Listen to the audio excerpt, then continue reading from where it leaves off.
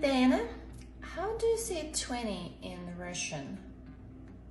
You'll just combine the word for two, два, and the slightly modified form of the word 10, цать, 20.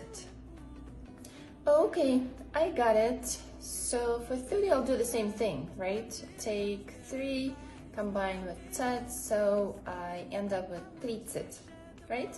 Yep, that's correct. 30. Perfect.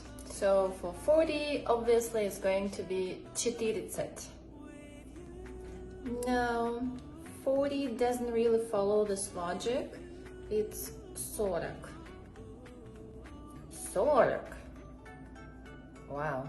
But for 50, it goes back, right? So it's gonna be 50. Sorry. Starting with 50, it's a different formula. So combine the word for 5 with the regular word for 10, just without the soft sign. So it's 50. Almost right. It's just the stress now shifts to the end of the word. But the good news is that 60 does the same thing. 60. 70. Not quite sure how to tell you, but in 70 the stress is back to the beginning of the word. 70. And where is the stress in 80?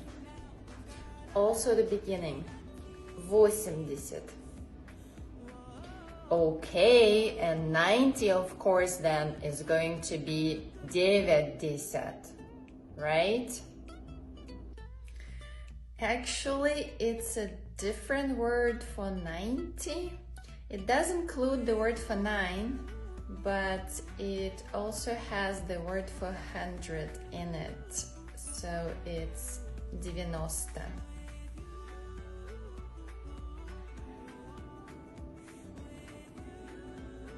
I'm out of here. Check out my YouTube channel Russian with Diana for more lessons on the Russian language.